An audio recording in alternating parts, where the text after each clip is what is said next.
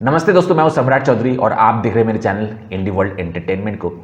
तो ये वीडियो के टाइटल देखते ही मैंने मेरे मणिपुरी दोस्त को कॉल किया ताकि मुझे एक्चुअल सिचुएशन के बारे में पता चले थोड़ा। पहले से अभी बेटर हुआ है कि और भी मतलब वर्स हुआ है?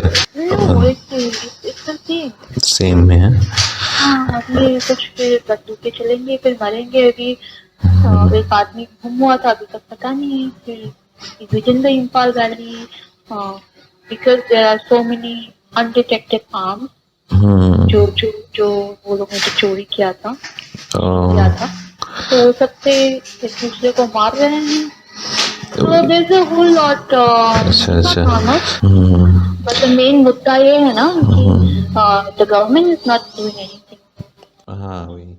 कोई भी कॉन्फ्लिक्ट अगर एक दो दिन से ज्यादा चलता है, it always means that the state is complicit. तो स्टेट को क्या फायदा है इसमें, मतलब कॉन्फ्लिक्ट को कैरी ऑन करने में? बस है ना, वो पावर नहीं है। तो पावर नहीं है, जितना केओस होगा उतना पावर नहीं चलेगा। उनको क्या फर्क पड़ता है? आदमी लोग एक दूसरे को मार रहे, काट रहे, उनको क्या फर्क पड़ता है? ये मतलब स्टेट गवर्नमेंट का कि सेंट्रल गवर्नमेंट की, किसका ज्यादा लापरवाही? बोथ ना, बीजेपी गवर्नमेंट ने both in state and central कितना सारा आर्मी भेजा हुआ है। अगर वो लोग चाहे तो एक दिन में सबको कंट्रोल कर सकता है ना, but they don't want to. There is no political will, so it's gonna keep continuing. हम लोग का नॉर्थ ईस्ट में इतना मतलब वो ब्यूटी अवेलेबल है, बट किसी ने उसको एक्सप्लोर नहीं किया है ठीक तरीके से। तो मेरा भी मतलब मिशन वही है कि मतलब नॉर्थ ईस्ट के कल्चर वो पूरा मतलब ग्लोबल जितना रिप्रेजेंट कर सकूँ मैं इंडिया और ग्लोबल लेवल पे, मिशन ही वही है। मतलब मुझे नॉर्थ ईस्ट काफ़ी पसंद आया है, नेचर वाइज हो, लोग हो, तो मुझे वो ब्यूटी जो एक्सप्लोर नहीं हुआ है बेसिकली। तो हिंदी इंडस्ट्री में भी ज़्यादा मतलब साइड रोल में ही कास्ट हुआ है, एक दो कास्ट, बट मेन रोल में कास्ट नहीं हुआ है। तो वो डोमेन में मैं मतलब ये कर चुका हूँ और मुझे सपोर्ट भी मिला हुआ है। तो हमारा ओरिजिनल क्रिएशन भी रहेगा और साथ में जो मतलब बन रहे गाने अभी, उसका भी जो हिंदी वर्जन मतलब अपलोड होता रहेगा, मतलब तो वही है। दोस्तों, अगर आपको इन प्रोजेक्ट्स के बारे में डिटेल्स में जानना है तो डिस्क्रिप्शन में 2 वीडियोस के लिंक्स दिए गए हैं, आप उन पे क्लिक करके जान सकते हैं। अगर हम एज एन इंडियन अपने 8 सिस्टर्स को भी, अपने 8 सिस्टर स्टेट्स को भी प्रोटेक्ट नहीं कर पा रहे ठीक से, तो what kind of brother does that make us? तो चलिए आज का वीडियो देखते हैं।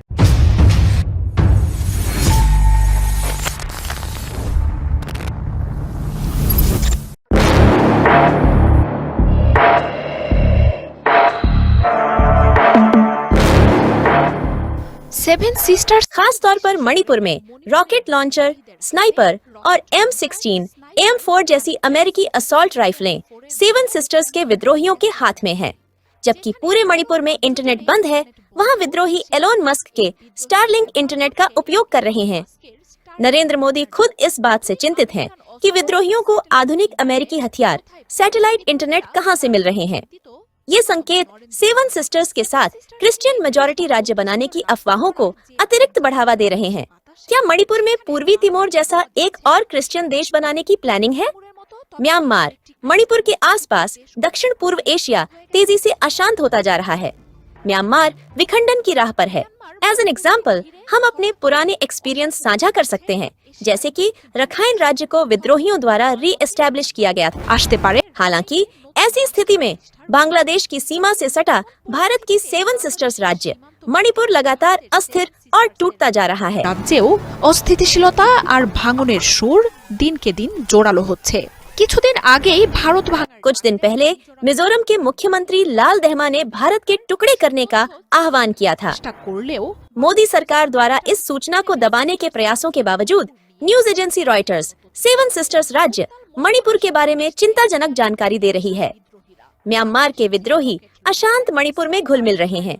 उनके पास रॉकेट लॉन्चर, स्नाइपर और असॉल्ट राइफल जैसे हथियार हैं और मणिपुर में इस मुश्किल स्थिति के पीछे स्वयं अमेरिका का हाथ है।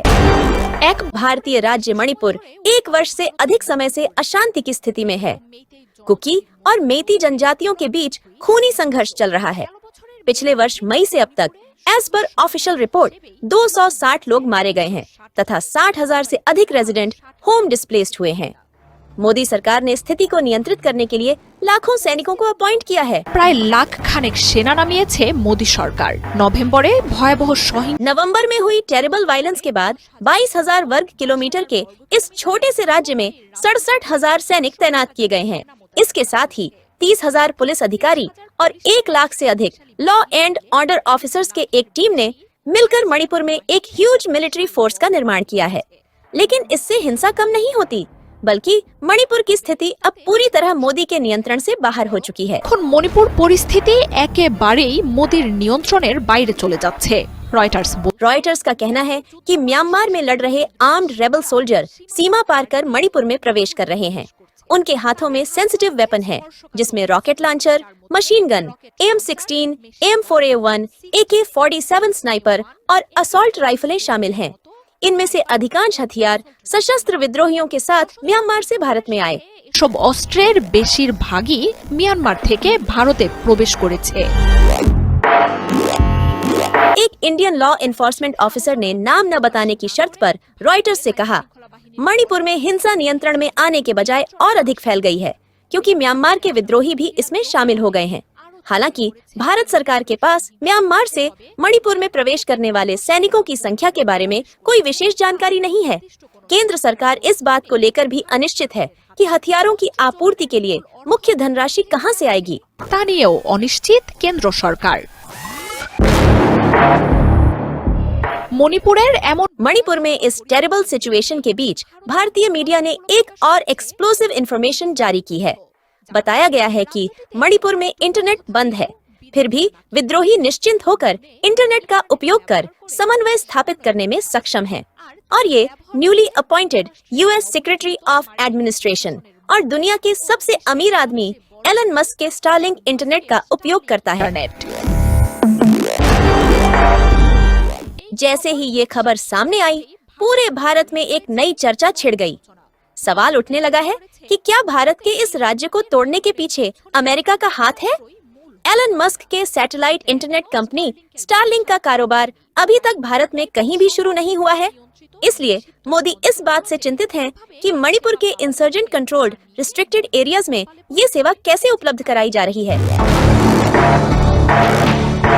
पिछले कुछ वर्षों से भारत के पूर्वोत्तर क्षेत्र में एक क्रिश्चियन राज्य के गठन की अफवाहें चल रही हैं। योजनाकारों ने म्यांमार और बांग्लादेश के कुछ क्षेत्रों को भी इसमें जोड़ दिया है। कुछ दिन पहले मिजोरम के मुख्यमंत्री लाल देहमा ने अमेरिका में इस राज्य के गठन पर चर्चा की थी। इस बात पर भी कंफ्यूजन है कि दुनिया भर के विभिन्न देशों की यात्रा करने वाले मोदी 2 वर्षों से अपने ही राज्य मणिपुर का दौरा करने से क्यों बच रहे हैं। ऐसी स्थिति में म्यांमार में कई राज्यों के विद्रोहियों के कब्जे में आने की खबरें आ रही हैं। ऐसी अफवाहें हैं कि अमेरिका का इन विद्रोहियों के साथ संपर्क है। ऐसे में म्यांमार की सीमा से सटे मणिपुर में भी दिन प्रतिदिन अस्थिरता फैलती जा रही है। মণিপুরেও অস্থিতিশীলতা দিন দিন ছড়িয়ে পড়ছে। তাই इसलिए मणिपुर के वर्तमान स्थिति एक नए क्रिश्चियन राज्य के गठन और इसमें अमेरिका की इन्वॉल्वमेंट के बारे में जानकारी की सत्यता आने वाले दिनों में स्पष्ट हो सकती है। স্পষ্ট হয়ে উঠবে। মার্জিয়া উপমা, ৭১।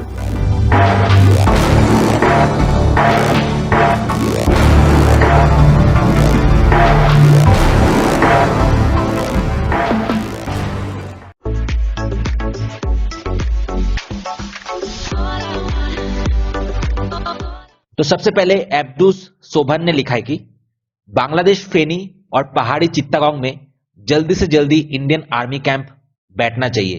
ये इस आवर की सबसे हाई डिमांड है। उसके बाद सीटीजी गेमर ने लिखा है कि इंडिया के रिपब्लिक टीवी को जवाब देने के लिए हमारा 71 टीवी है। उसके बाद हिजाज शॉप ने लिखा है कि डॉक्टर यूनुस सरकार को बनाया ही इसलिए गया है ताकि वो ये नया देश बना सके, इसीलिए इंडिया पागल हो चुका है।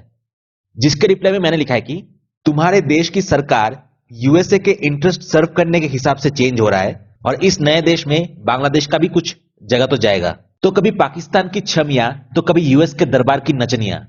ये तुम्हारी औकात है, तो ये सोच के तो तुम्हें पागल होना चाहिए। इंडिया ने बस एक ही गलती कर दिया, बांग्लादेश जैसे जूते पोंछने वाले मूची को जूते की फैक्ट्री के मालिक बना दिया। जिन्हें अपने गालों से पाकिस्तान के जूते साफ करने की आदत थी, वो भला एक इंडिपेंडेंट नेशन कैसे बन सकता था? तो बांग्लादेश ने वही किया जो उसे करना आता था। यूएसए के रूप में एक नया हुजूर ढूंढ लिया है बांग्लादेश ने। पहले तो अपने गालों से पाकिस्तानी जूते साफ करते थे और अभी इस कगार पे खड़ा है कि गालों से भी नहीं, अपने जीभ से भी यूएसए के जूते चाटने के लिए रेडी है। Come, lick my shoe. उसके बाद मोहम्मद अली अकबर ने लिखा है कि आसाम त्रिपुरा ये बांग्लादेश को चाहिए, जिसके रिप्लाई में मैंने लिखा है कि अबे तूने हिस्ट्री पढ़ा भी है, थोड़ा आसाम की हिस्ट्री पढ़ ले।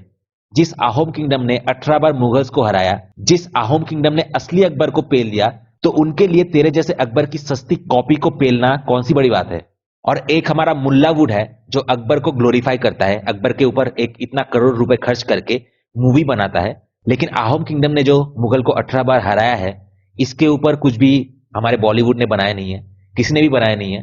तो ये मेरा फोकस है। जैसे कि आपको पता है कि मैं नॉर्थ ईस्ट के मूवीज और सॉन्ग्स प्रोजेक्ट में काम कर रहा हूं, तो जैसे ही मेरे पास थोड़ा बजट आता है, मैं इसके ऊपर एक फिल्म जरूर बनाऊंगा, जहां पे मुगलों को हमारे आहोम किंगडम के लोगों ने कैसे पेला था, उसके ऊपर मैं अच्छी तरीके से एक फिल्म जरूर बनाऊंगा। उसके बाद आबिद हुसैन ने कमेंट किया कि बांग्लादेश का मैप बड़ा होने वाला है। उसके बाद राही गेम राही ने कमेंट किया कि तुम सब अमेरिका का असली प्लान सुन लो। मैं पिछले साल यूएसए में आया था और अभी भी मैं वहीं पे स्टडी कर रहा हूं। तो एक इन्फॉर्मर के अकॉर्डिंग यूएसए एशिया कॉन्टिनेंट में अपना एक मिलिट्री राज करना चाहता है और इसके लिए वो सेंट मार्टिन आइलैंड लेना चाहता था, लेकिन हमारे हसीना आंटी ने वो देने से मना कर दिया था। तो यूएसए ने ये नया प्लान बनाया। तो हमारे पड़ोस में अमेरिका की मिलिट्री बेस होने का मतलब है कि पूरा एशिया कॉन्टिनेंट की इंटरनल सिक्योरिटी एक बहुत बड़े थ्रेट के अंदर आ जाएगा। अमेरिका ये ओपनली तो नहीं कहेगा, लेकिन सीक्रेटली इस पर काम करता रहेगा। ये इंडिया की एक बहुत बड़ी फेलियर दर्शाता है। शेख हसीना ने तो हमें बहुत पहले से ही वार्न करके रखा था। हमारे पॉलिसी मेकर्स क्या तब सो रहे थे जब शेख हसीना ने ये बार बार कह दिया कि यूएसए को मना कर दिया था उसने, मतलब अभी यूएसए कुछ ना कुछ उनके खिलाफ करेंगे।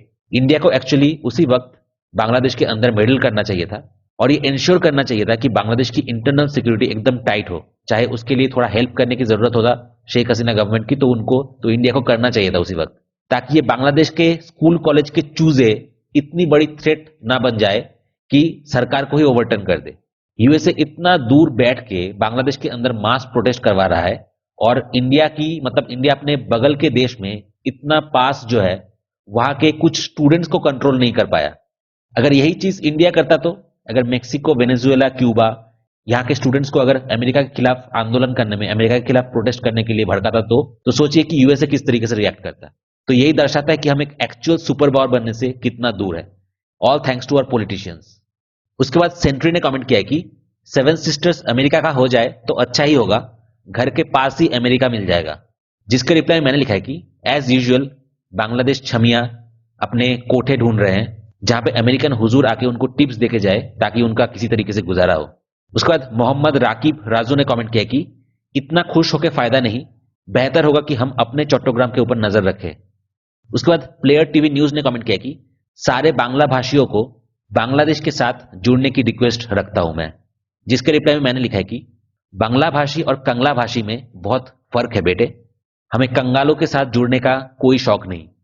उसके बाद तहमीद जूनियर ने कमेंट किया कि हम लोग यही बैठे रहते हैं और इंडिया को लेके रिसर्च करते रहते हैं और एक दिन अचानक हम देखेंगे कि हमारा हिली चट्टोग्राम हमारा नहीं रहा। उसके बाद किम तेहुंग 6647 ने लिखा है कि फेनी, चट्टोग्राम और दूसरे बॉर्डर्स में इंडिया को क्विकली अपना मिलिट्री बेस एस्टेब्लिश करने की जरूरत है और रशिया और चाइना को साथ में लेके मैदान में उतरने की जरूरत है। ये सब अमेरिका और नेटो की साजिश है, ये सब उन्हीं का काम है। इलॉन मस्क भी इसके पीछे है, इसके बारे में मैं 109% श्योर हूं। उसके बाद नाहिद इस्लाम ने लिखा है कि सारे समस्याओं को दूर करने के लिए हम चाहते हैं कि कल का जो बांग्लादेश होगा वो सिर्फ और सिर्फ पवित्र कुरान से चलेगा। उसके बाद मोहम्मद लूथ रहमान ने लिखा है कि मणिपुर को एक इंडिपेंडेंट नेशन होने दो। उसके बाद प्राउड सनातनी ने लिखा है कि 71 टीवी में क्या मदरसा छाप को हायर करना शुरू कर दिया? ऐसे ख्याली पुलाव और दिन के सपनों को लेके उछल कूद तो सिर्फ मदरसा छाप ही कर सकते हैं। उसके बाद सादत हबीब ने लिखा है कि सेवन सिस्टर्स को एक अलग नेशन बनने के लिए हम बांग्लादेशी मौजूद हैं। उसके बाद सीवीजीजी जेके ने लिखा है कि म्यांमार, बांग्लादेश, इंडिया सबके हिस्से के जमीन जाएगा। इंडिया डूबेगा तो सबको साथ लेके डूबेगा। उसके बाद हमास इंटरनेशनल ने लिखा है कि आसाम, त्रिपुरा और मेघालय ये बांग्लादेश का पार्ट है, ना ही वो इंडिया को मिलेगा और ना ही अमेरिका को। इंटरेस्टिंग बात है, आसाम, त्रिपुरा और मेघालय, आसाम से तो मुल्लों को लात मार के भगाया जा रहा है। त्रिपुरा भी इस मामले में बहुत एक्टिव है। अभी जो मैंने त्रिपुरा के फ्रेंड्स से जो पूछा कि बंगालीज और ट्राइबल्स के बीच अभी रिलेशन अच्छा ही है वहां पे, लेकिन बंगालीज जो है मुस्लिम्स के अगेंस्ट बहुत फास्ट और बहुत अच्छी तरीके से एक्ट कर रहे हैं। इन बांग्लादेशियों को लात मार के भगा रहे हैं। बाय द वे, अगर आपने मेरा पिछला वीडियो नहीं देखा है जहां पे त्रिपुरा में बांग्लादेशियों को होटल वगैरह हर चीज से उनको बाहर रखा जा रहा था, कोई भी एंट्री नहीं दे रहा था, तो आपको डिस्क्रिप्शन में उस वीडियो का लिंक मिल जाएगा। त्रिपुरा में क्या हाल है आप देख सकते हैं। लेकिन इंटरेस्टिंग लास्ट में इन्होंने असम, त्रिपुरा और मेघालय जो बोला, मेघालय को सुनते ही मुझे हंसी आ गई, क्योंकि जस्ट कल ही खबर आया, बांग्लादेश के सारे मीडिया में छाए हुए हैं कि मेघालय के लोग सरकार के ऊपर भी, लॉ कानून के ऊपर भी चीजें नहीं छोड़ रहे हैं।